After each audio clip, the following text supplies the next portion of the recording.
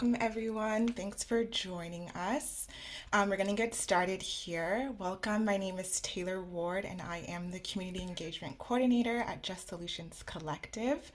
Thank you for joining us to discuss and explore this incredible report written by Just Solutions Collective Senior Research and Policy Analyst Zully Juarez. We have a great event today, including a presentation on the background and findings from the report, hearing from some amazing practitioners whose interviews were integral to completing the report, and an engaging Q&A session at the end. Before moving forward, I did want to give a little quick background on Just Solutions Collective. So the Just Solutions Collective identifies and promotes just solutions to climate change from Black, Latinx, Asian, Indigenous, and frontline diasporas. We provide informed analysis, reports, and more on the Just Solutions for an energy future that supports replication of community-developed, equitable, and just solutions. We are broadening and deepening the understanding of equitable and effective policies and projects, and are fostering a national community of peer learning. We are elevating the essential role that community-led solutions play in creating change, and are building greater capacity of Black, Latinx, Asian, Indigenous, and frontline community-based organizations to elevate their solutions, replicate them across the country.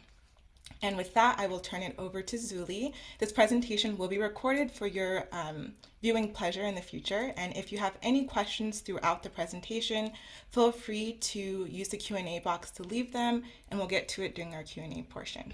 Thank you. Thank you so much, Taylor. Hello, everyone.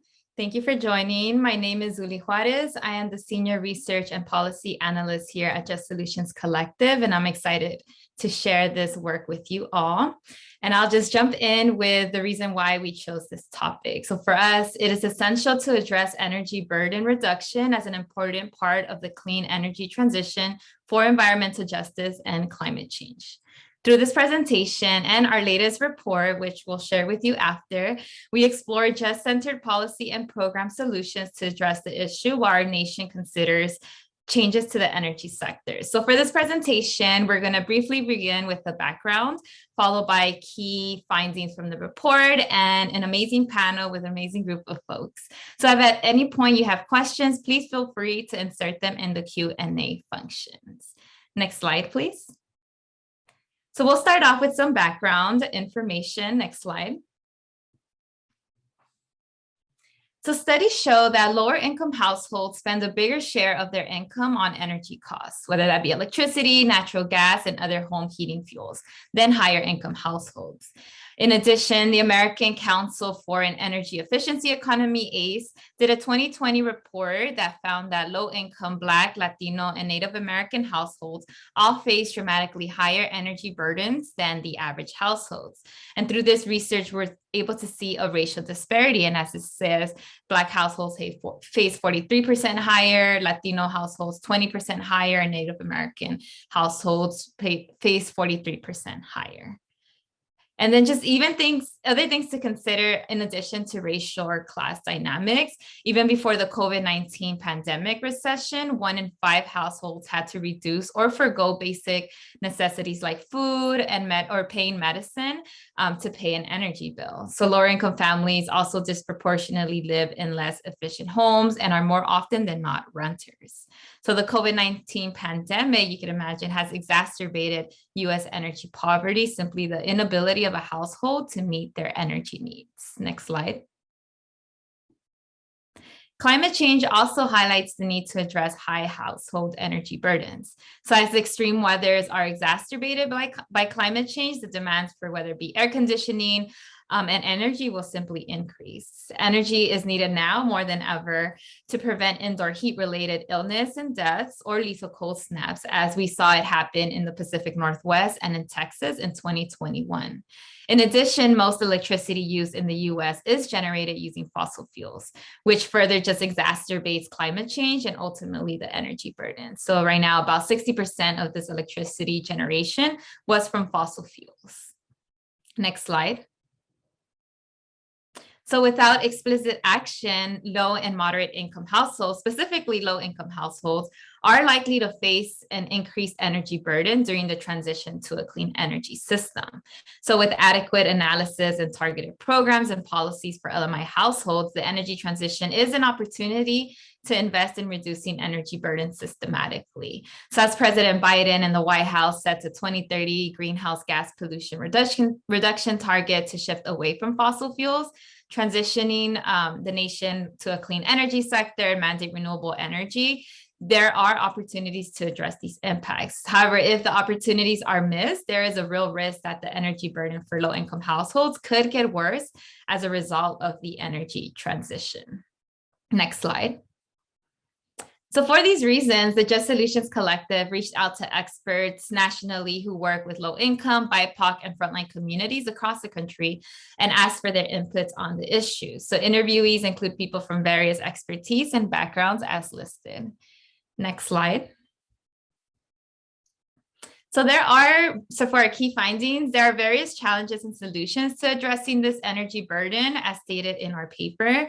And for the purpose of this presentation, I would like to highlight 4 key findings, which would be presented to you all in a section of challenges and solutions. We could go on to the next slide. So the first challenge being that most LMI households are unable to meet the upfront costs and investments needed to transition into energy efficiency, especially if these low-income households are required by policy to make any improvements to their homes. People have various pressing needs, financial needs, so it makes it difficult to implement energy efficiency programs, even if households are eligible.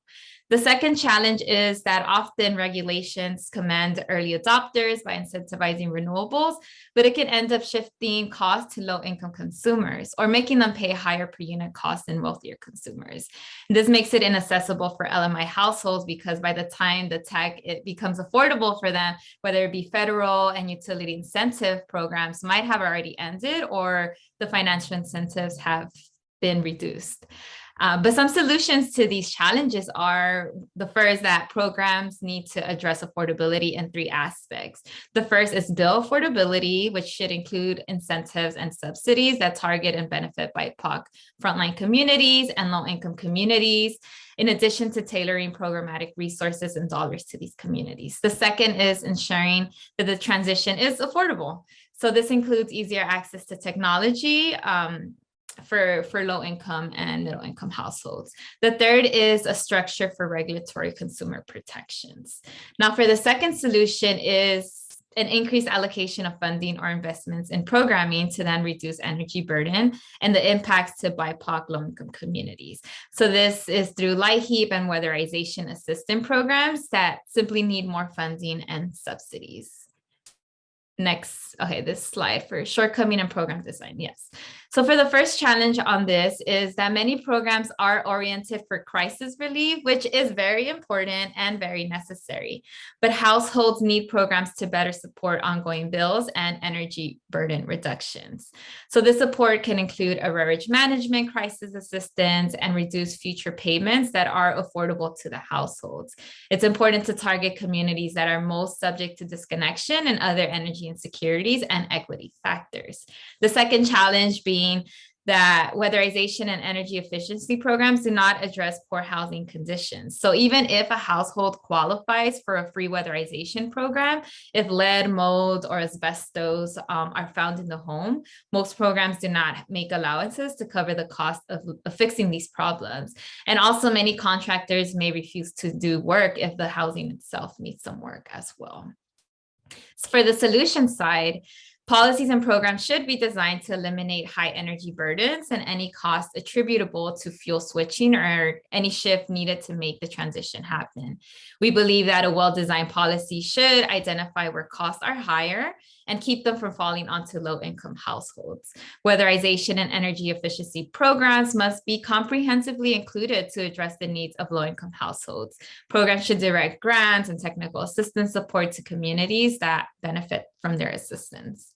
The second solution is increasing access to increasing access and ownership to solar programs. And we heard this a lot from our experts, because if designed right, the benefit of community solar can be universally accessible to any occupant in a building and to renters as well as homeowners. So many people are included. This includes community-controlled microgrids and resilience hubs in communities that are fully community-owned and controlled. So we believe policies should include incentives that prioritize community ownership and control, energy efficiency, and retrofits at the state level. Next slide.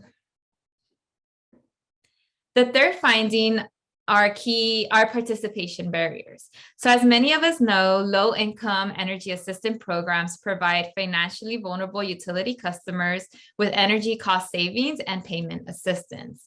So commonly known program that we all are familiar with is the low-income home energy assistance program known as LIHEAP. From 2016 to 2020, the national percent of income eligible households served by any type of LIHEAP assistance has consistently ranged between 16 to 17%, which is fairly low. However, one of the most prominent challenges to energy assistance programs is ensuring that those who are eligible participate in the program themselves. Next slide. So in continuation with the challenges, experts shared with us they identified these key barriers for program participation in 4 categories. The first being informational. Program managers may not know what communication channels or outreach strategies to use to share information with eligible households. Program managers might not consider language barriers or lack of access to the internet or reliable broadband in their strategies. The second is transactional. There are tons of transactional barriers for administrators and participants of assistance programs. They share that there are just too many stipulations that make it nearly impossible to administer assistance programs. Applications require various documents to show proof of eligibility to receive assistance. So for many people gathering these documents, if they have access to these documents, it's just very time consuming and can be an overwhelming process. Programs also require income verification, which is a barrier for many low-income households, especially with the increase of the gig economy. And we've seen the increase of the gig economy in the last few years with the pandemic. The third is there is a stigma associated with people who receive benefits from the government, causing people to refuse assistance even if they are eligible. So there may be misconceptions among applicants is the belief that other people need it more than I do, which is largely discourages people from applying. And the fourth is trust. Some customers think of utilities as government bodies and may not have trust in utility and governmental program delivery agencies, especially for undocumented people. Undocumented individuals are hesitant to provide info to agencies because of the fear of cross-agency collaboration. And there's also confusion and hesitancy of mixed status households for applying for energy assistance. Next slide. Some of the solutions that we propose for this is that utilities and programs should work with CBOs, community action program agencies, and faith-based organizations to conduct outreach, communication, and just help increase participation rates by assisting with applications. The second is creating a one-stop shop where someone goes into one place and households are screened for multiple programs, which would be helpful with participation rates. In addition, having categorical eligibility to enroll people in programs or automatic enrollment of eligible households into programs would significantly increase participation levels because it would help streamline the enrollment process for customers on fixed incomes like Social Security and disability. And lastly, it is important to address barriers faced by the undocumented community. They deserve to receive energy assistance regardless of immigration status. Next slide. The fourth key finding, our barriers for renters. So some of the challenges include that for decades, energy efficiency programs have acknowledged that the participation of renters is low. Renters who pay their energy bills face what is known as the split incentive problem, a split between who pays and who benefits. It's ultimately up to the property owners to decide what is going to be done and whether they want to finance it. As a result, renters, including those who have high energy burdens, have few tools to systematically reduce those burdens compared to homeowners. Second is that there is a lack of policy efforts to create incentives for property owners to weatherize or repair rental properties. At times, the cost of the property are externalized to the tenant. Lastly, there is a need for weatherization to address the kind of energy burdens that low-income households face. As I generally mentioned previously, general building conditions are bad for many poor neighborhoods and communities of color. At times, people are forced to live in substandard housing and live in really toxic indoor environments. Next slide. So some of the solutions that we propose are, well, a long-term solution is making buildings more efficient so that they use less energy as a way of bringing down costs and addressing the energy burden. So building codes can be an effective way to enforce compliance with more energy efficient building standards. For rental units, there is a need for enhancement of building codes, standards, and public investment in bill affordability and energy efficiency for all households of lower incomes. In addition, more advocacy and programs need to prioritize investment in people's home by addressing poor housing conditions and really the legacies of environmental hazards and energy inefficiencies in these communities. Next is landlords need to invest in homes to ensure equipment is high quality for tenants. Program and policies must ensure landlords do not shift the cost of clean energy systems to the tenants. And that is something that was a big concern of a lot of the experts, is that these costs would then just go down to tenants. Next slide. So in conclusion, there are common national challenges and barriers in addressing the energy burden as identified by experts who work in the field throughout the United States. Addressing and ultimately eradicating the energy burden is a shared responsibility among state agencies and multiple stakeholders. But what is clear are the following 4 key findings, and that is increasing funding and program investments for LMI households, improving program and policy design that explicitly address energy burden, increasing program participation, and also creating more efficient buildings and support for renters in particularly. Next slide. So that concludes the key finding portion of the presentation. So I will move it on next to introduce our panelists. So we are joined today by a great group of experts who will be sharing their thoughts on today's topics and findings. There are also contributors of the report. They were all interviewed as well, where they shared their wisdom and expertise. So I'll first go ahead and introduce them. So next slide. So we have Mariel Thuraisingham. She is the Clean Energy Policy Lead at Front and Centered. Mariel is an environmental law and policy specialist leading Front and Centered's commitment to advancing the clean energy interests of BIPOC and frontline communities in Washington that are historically disproportionately harmed by climate change.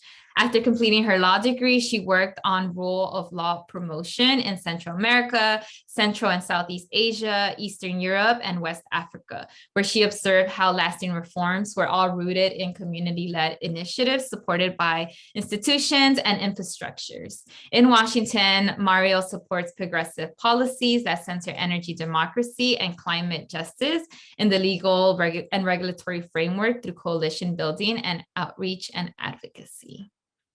Our second panelist is Carmen Carruthers, who is the Outreach Director at the Citizens Utility Board of Minnesota. CUB was formed in 2016 to advocate for affordable and clean energy and consumer protection and utility service. There, Carmen supports consumers to reduce their energy use, save money, and understand their energy options. Carmen joined CUB of Minnesota with a variety of experience, including work in financial services, sales, education, and a background in urban planning. Next slide. Our third guest is Clarke Gocker, who is Director of Policy and Strategy at People United for Sustainable Housing, also known as Push Buffalo.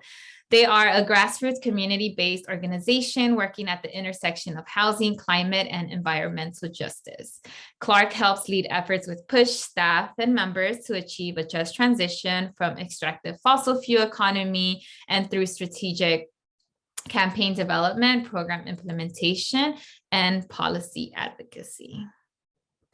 So now if we can stop sharing screen. Thank you, Taylor. So now we'll move on to the portion to hear from our great panelists. Each panelist will have about 5 minutes to answer this general question. And the question is, and if we could start with Mariel, Carmen, and then Clarke. But the question is, was there anything from what we just shared today that you would like to highlight, maybe something that caught your attention? In addition, if you can please share one specific Just Solution example, whether that be a program or policy, of how you specifically are addressing energy burden in your work. Oh, well, I'll take that on. Hello, and thank you so much for inviting me to be a part of this panel and this program, and for the incredible work that Just Solutions Collective has put into this. I work for a coalition of communities of color that have come together to address climate justice in Washington state. And we are, I think there are over 80 organizations now who are part of this, organizations that are led by and serving communities of color in Washington. And as a coalition and as front and centered, kind of the body that serves the coalition,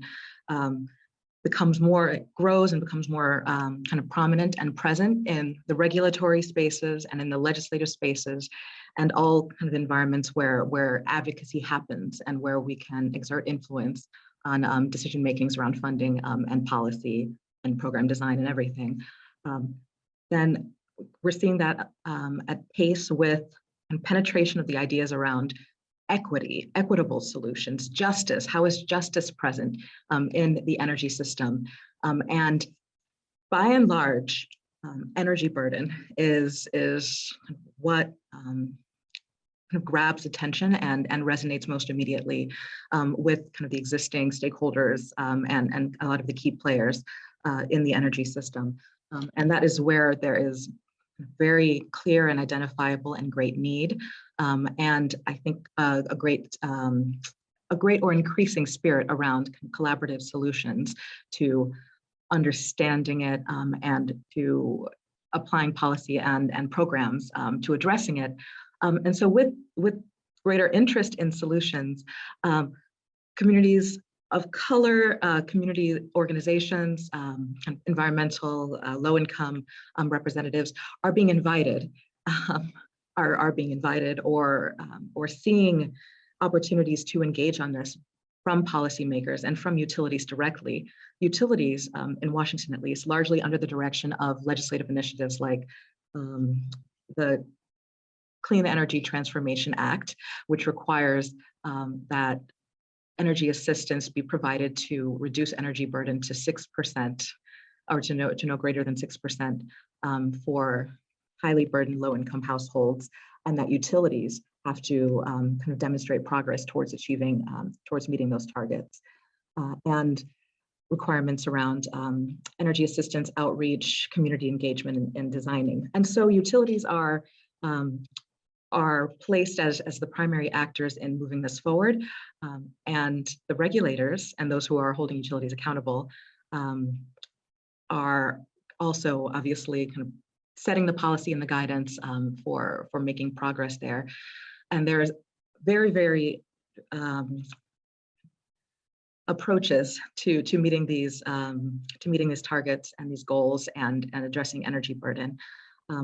But I will say that what isn't happening, and that what front and centered has been getting behind kind of with more energy and more concertedly, is kind of setting deep policy to address one issue that was highlighted really well in the report, and that's, let's look at the model for how utilities work. Let's look at the models for how rates are set, and for how kind of costs are managed. And is there a way that we can step back from thinking, okay, well, the model is what it is, but maybe we can come in with taxpayer-supported funds for energy assistance programs, and sort of it's all a little bit delayed. Like, oh, first you have past due notices and higher and higher debt, which utilities are counting as arrearages, and then you have to scramble to figure out, what do I do with this? How do I address this? And then the administrative burdens to accessing kind of the assistance programming, and to addressing basic safety concerns with your household at the same time as perhaps energy efficiency inputs like the light bulbs, and then kind of deeper solutions. And what we've proposed is a policy that tries to establish the idea of a standard for securing a right to energy for energy users and consumers.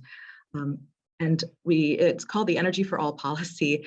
It's basically an iteration of a percentage of income payment plan where utilities are required to offer a program to all customers who are kind of low income or customers with disabilities, people with disabilities, for residential usage. So what they use in their homes to turn on the lights and power their devices and heat their homes, all kind of fuel sources, all types of power, electricity, and gas, and that they cannot charge greater than 3% energy burden or 3% of household income, so that with a fixed kind of maximum ceiling on how much can be charged, that embeds kind of a policy solution, but also addresses some of the cultural issues with having this kind of market-based and utility-controlled pricing, which is largely regressive.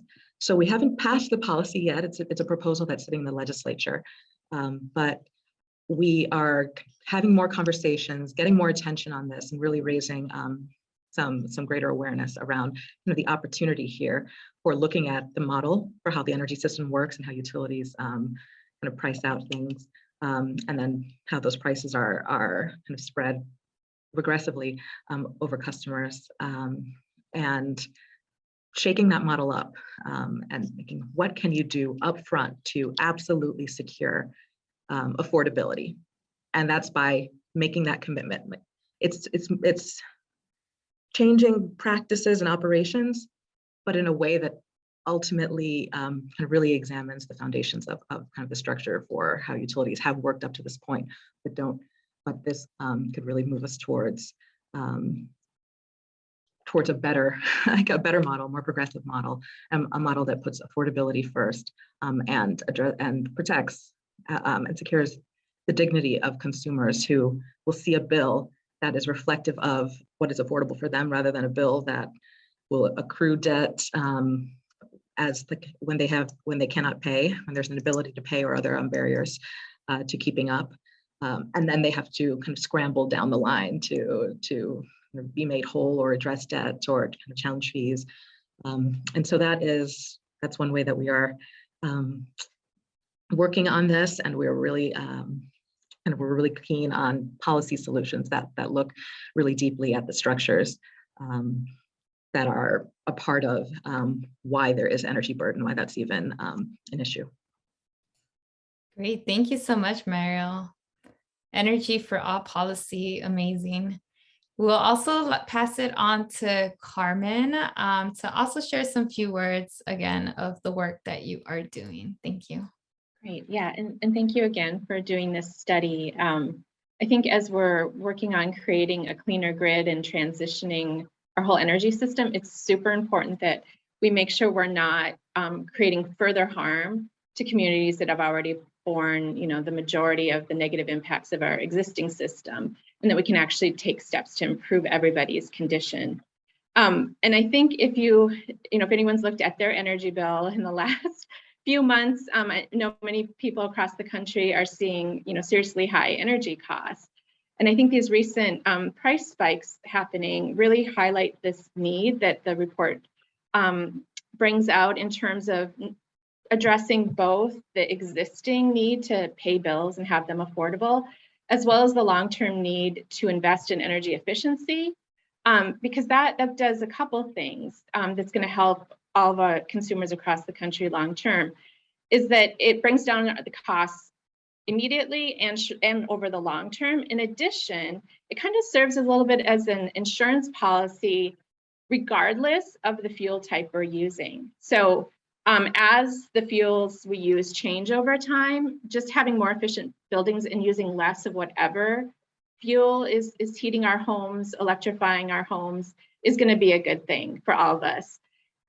Which kind of brings up one of the things that we're trying to do in terms of identifying and taking advantage of opportunities here and now to take steps towards that transition that provide immediate benefits to consumers who are especially struggling during these times. So a good example, I'm from Minnesota, as you can see from our title, and it gets very cold here. So heating costs are a major concern for people, and we're coming off a colder than average winter, on top of extremely high energy prices, on top of several utilities across the state raising rates, and recovering costs from a price spike during that February event in 2021. So a lot of whammies all at once affecting people.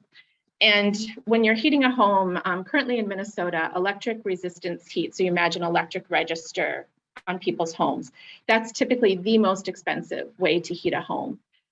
It's also a prime candidate to be converted to an air source heat pump as a source of heating because it's an economical decision to make, as well as reducing greenhouse gases.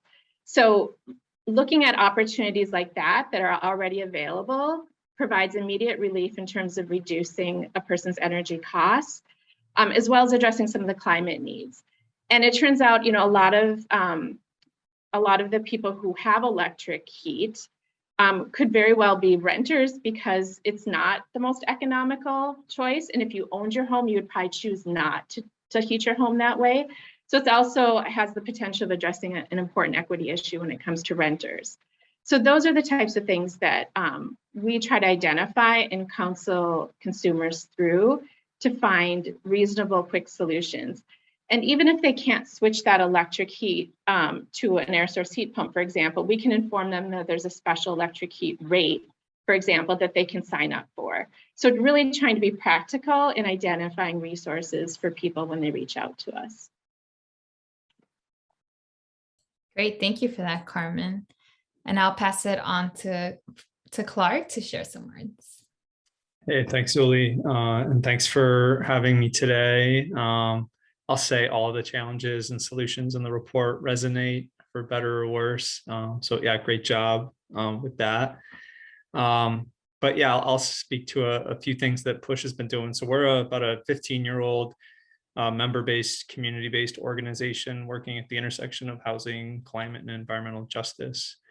And, I think what is particularly striking in this moment that I think we need to contend with to really, I think, get at the question that's raised in the report around reducing energy burden in more fundamental ways is, I think we need to make people whole. We're coming out of the COVID pandemic, and I know in New York State, currently over $2 billion of arrears are owed, between residential and small commercial utility customers to our investor-owned distribution utilities. And so that's one major front of the fight we're leading in New York to, find relief for those ratepayers and not to kind of pick the pockets of other ratepayers to do that. But, we see there's more progressive routes to solving that problem through, really accountability at the investor-owned utility level, with their shareholders. We think they, should be, paying to essentially bail out folks who have suffered through no fault of their own during the pandemic. So I think really to begin to address some of the more root cause conditions, I think we have to make people whole first. And I think in so doing, I think we can really build trust with, everyday folks, poor and working class and frontline community members, to then engage around, I think, some of the policy issues that I think are alluded to in the report.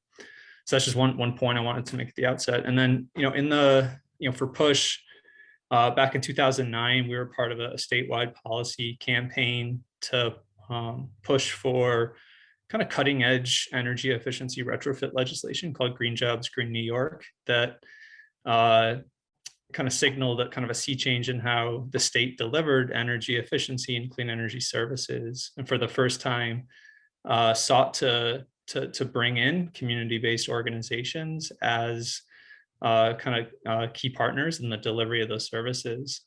So we fought for that bill, we won it.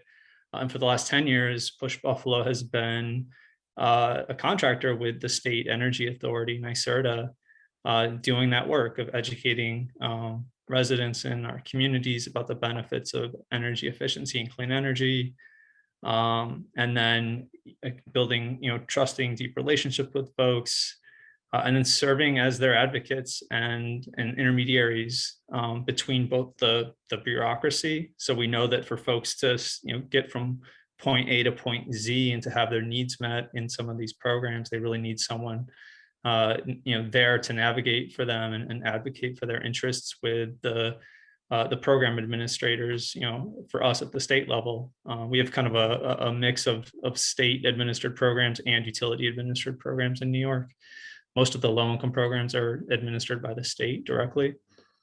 And we also need the CBO kind of intermediary role. The way we've played it has, I think we've helped to build a bridge to industry and to contractors, and to serve as a buffer to residents who otherwise could be targeted in the wrong ways for so-called clean energy solutions that may do more to drive the profit motives of these solution providers than provide the solutions that people really need. So I think since 2009, what's changed in New York, we passed an economy-wide climate law in 2019 called the Climate Leadership and Community Protection Act, a large multi-sector coalition called New York Renews that Push is a part of, led that effort. And what that law did was it kind of sets New York on a path to net zero emissions by 2050. And it mandates a minimum of 35% of direct investment in so-called disadvantaged communities. And kind of in the buildup to passing that law and then the aftermath, we were simultaneously with EJ and other grassroots advocates pushing on the state energy agency to kind of adopt a different position around program design, and what we were calling program co-design. And that was a small victory we won, where the state energy agency invited those advocates to the table, and we planned kind of the next generation version of that policy that we won in 2009. So we're on the cusp of launching a regional clean energy hubs initiative in the state that'll really be charged with implementing the state's climate law, and again, put community-based organizations in kind of the driver's seat to do that, and to target their efforts to disadvantaged communities to ensure that the direct investment flows to those communities.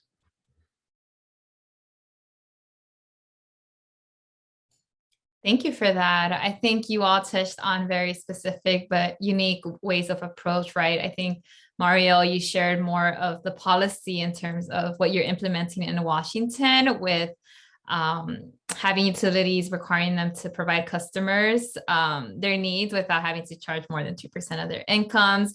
I think, Carmen, you mentioned addressing both existing needs and long-term needs and figuring out creative ways to be able to help customers with that. And I think, Clarke, you mentioned, I think the point about making people whole, like the reality is that in addition to energy burden, people are facing housing burden, right? People are facing tons of other needs at a way that, a lot of interviewees mentioned that there are competing needs, right? So when we're talking about housing, a competing need isn't necessarily, right, paying energy, is paying your rent to be able to be housed.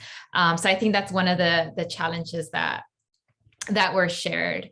Some follow-up questions with you all is, given these competing needs for whether that be energy, whether that be food, whether that be housing, what advice would you give people trying to change energy burden policy, or policy that then addresses energy burden?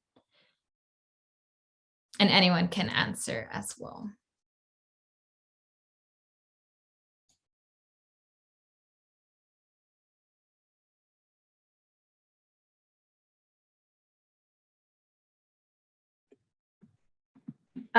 This is a little bit of I think it's a bigger issue, kind of to your point, like these competing needs. It's not just an energy burden issue. It's not having livable wages. That's the core of the issue. And so, with if there's not an easy solution to that, I think at a minimum, we need to start taking away the stigma around getting, having programs that relieve some of this burden, because it's a societal issue. It's not like just limited to that household's particular circumstances. It's broader than that. So I think there just needs to be greater recognition of why we even need programs to help people. It's not about the stigma issue. I think is a big one, that people who have to seek out assistance, it's a stressful situation, it's complicated. It just adds to probably other traumas they're experiencing and trying to manage through. So I think when we're working with people, and our organization works directly with consumers, so we get calls all the time, people struggling to pay their bills. And I really call it a triage situation, where we're trying to take care of their immediate needs first, like prevent that shut off from happening. And then we can start seeding ideas of other program things like weatherization that might help them longer term. But I just think we have to do it with a lot of empathy and a lot of sympathy. So it's not necessarily a policy recommendation, but I think it's more of a mode of trying to operate through these really difficult circumstances. Thank you for that. Clarke and Mario, if you would like to comment. Carmen made a really great point. And I'll also say there are many ways to work on this. And some of the work that we're doing is coming to spaces where where utilities are being held accountable, where there are more and more conversations about what it means to think of having a just utility system or just regulation, and just showing up and saying, here's what it means, and here's what communities need. So if you want to show up, then learn about where policy is being decided and designed and implemented and operationalized. And I saw there was a question as well about state agencies, how state agencies are effective. And I know that we have utility regulators and agencies like the Department of Commerce in Washington, who kind of provide guidance and structure for policy for the consumer-owned utilities, which are kind of the nonprofit, more locally governed kind of utility providers.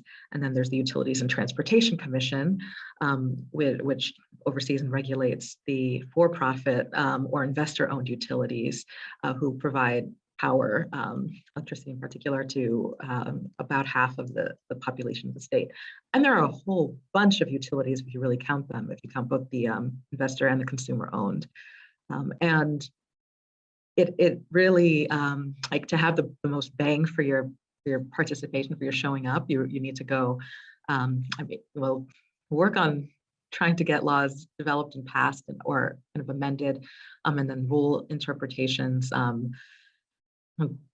just the best rules that you can get for what it means to interpret, setting this standard for what is affordable, for what is accessible, for what utilities are responsible for doing, for what an agency actually has greater responsibility for doing in terms of incentivizing and sanctioning the behaviors of other entities, and for the program, like for pouring funds into programs, and for judging their own performance on how well they're doing and how kind of inclusive or engaging or transparent their operations are. Because we definitely see state agencies who believe in the idea of kind of really addressing energy burden and getting to a place where everyone has access to the power they need to live and to thrive, to survive and thrive.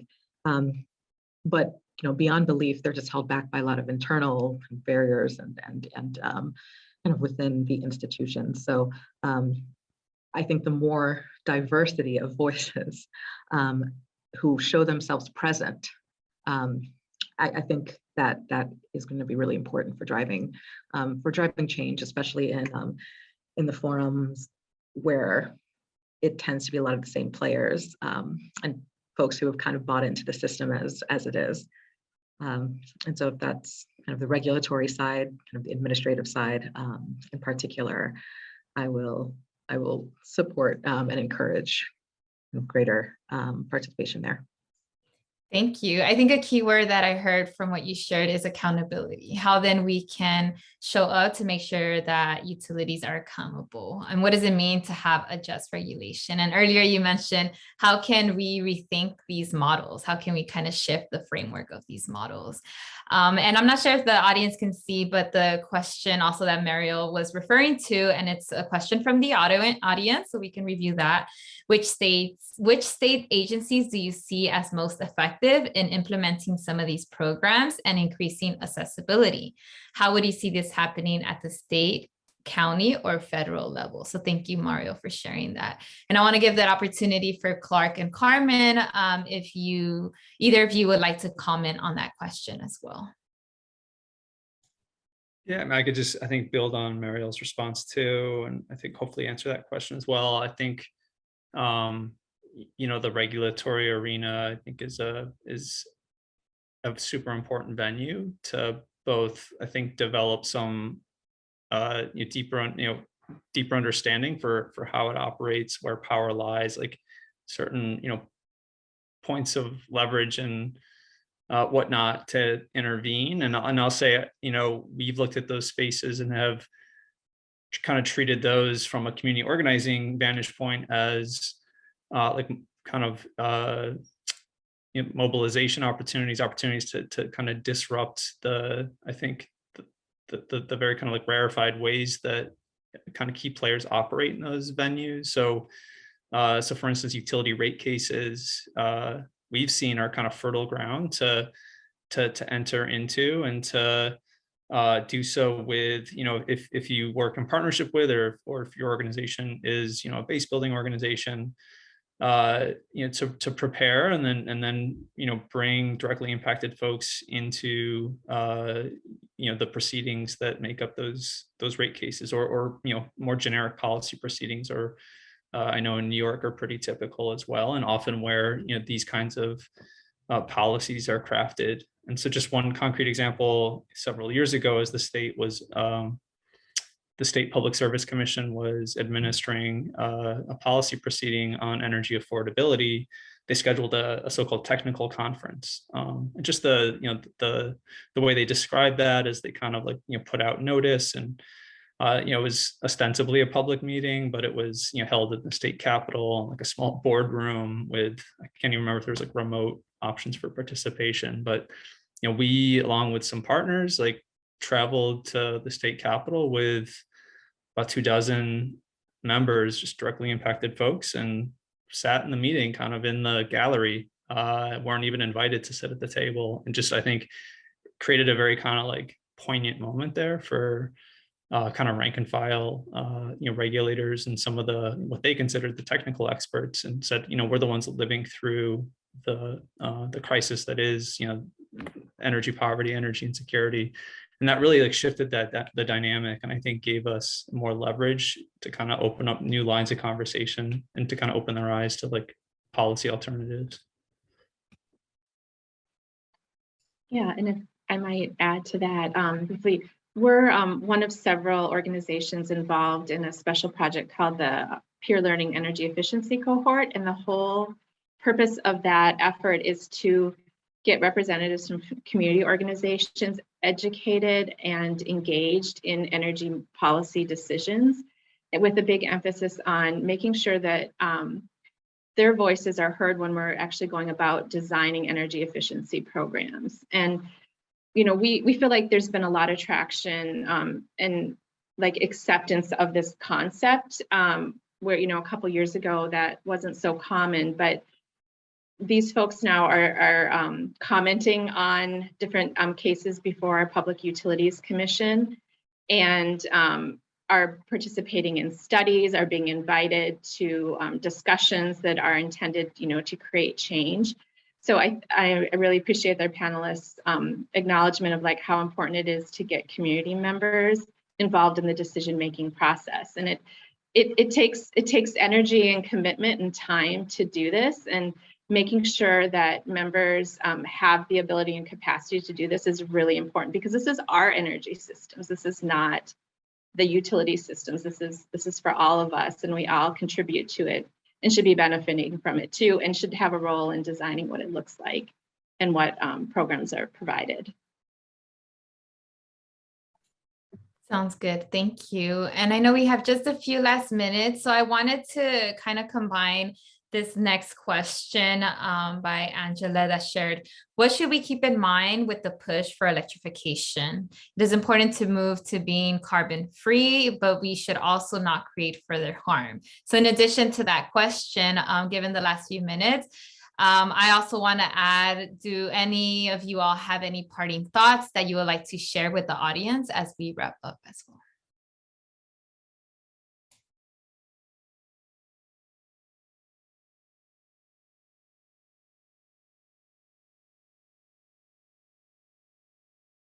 I think maybe on like how we approach the like building electrification, and I think we're in the midst of figuring that out. Again, in relation to that climate law that passed in New York, the state is now advancing kind of a scoping plan process that will lay out like the sets of strategies and tactics to achieve the climate goals. And so one thing we're calling for are front-loading investments in subsidies that are designed in ways that are accessible to poor and working class communities and frontline communities. And at the same time, like ensuring that the kind of technology solutions that are being deployed are proven, right? Because I think there's some historical track record and some fears that, folks will be, maybe served up in kind of, experimental ways into kind of technology that, over the life cycle of that technology, there's, just higher, operating and maintenance costs or, other kind of factors that can increase the expense and create some harm. So, but at the same time, by not front loading investments, we've seen, often like when, new technologies are deployed that, kind of rebate structures are favored by program administrators. I know that's true in the New York context, and that rebates are really a mechanism that really affluent households can take advantage of. You need money in pocket to pay up front, and then you get the rebate after. So and then often those are the most lucrative incentives too, because you're trying to create some market transformation or just to kind of up the penetration rates for the technology. And so then you wind up again with this regressive impact where more affluent households are benefiting the most first and earliest. So we're really kind of pushing on the front loading and then creating some guardrails to ensure that the technology that's being deployed is proven and viable. Thank you. Mariel or Carmen? I think I can speak to that with the parting thought. Just like in the name and kind of the mission behind the Just Solutions Collective, just solutions are there are things that need to go hand in hand here. A clean transition and justice, not as kind of two different tracks or tracks that are pitted against each other, as some folks, especially on the fossil fuel industry side, will frame it, but as deeply integrated, deeply kind of necessarily advancing together, both with great urgency concepts. And so around electrification as a likely very critical part of a clean transition and moving off of not so clean power generation and sourcing to electricity, to kind of universalized or kind of electricity that is integrated in all forms of energy supply that we need, and electricity that is itself also clean in how it is generated, to address the climate crisis and to have this transformed system. It needs to happen with urgency, and that it needs to happen in a just way. And so buying into that, it seems really basic, but there's a lot of work that needs to go into just ensuring that there's sufficient buy-in so that you cannot advance the transition and put that burden on those who can least afford it, or those who are most vulnerable to harm from it.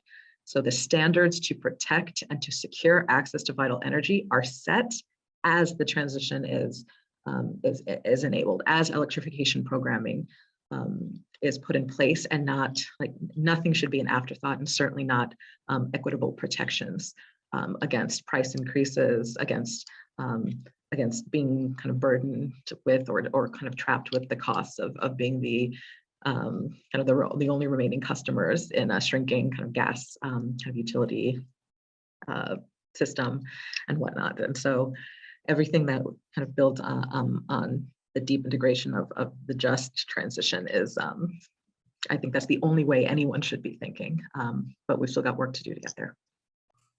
Thank you. And Carmen, if you want to share a few words. Yeah, building off those comments, I totally agree. Like there needs to be a clear plan of how we're going to do this in a fair and equitable way that makes sense and addresses what the community needs are. And that means really understanding those community needs and what's going to make sense with different circumstances. So, just I tend to kind of think in very practical terms, but like there's finite opportunities that occur that we have to take advantage of. So that we're not asking people to do things a couple different times as we're going through the transition. So, taking advantage of those times when something needs to be replaced and replacing it with the most efficient version, and maybe even ideally that kind of almost next generation thing, if there's supports in place to be able to afford that, making the property improvements necessary for that transition over time, so that we can do this in a smooth, practical way that's going to reduce the likelihood of creating additional financial burden on our households. So I think just this planning and being thoughtful and understanding community needs and getting involvement from the community and determining how this is done is going to be really important to doing it successfully.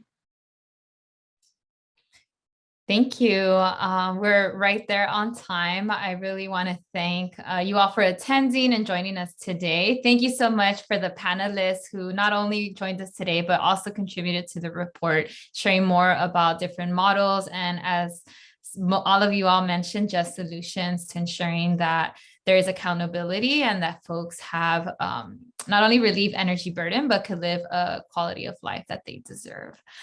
So with that, thank you all for who joined. And in the chat, you will find a link to our post-event survey.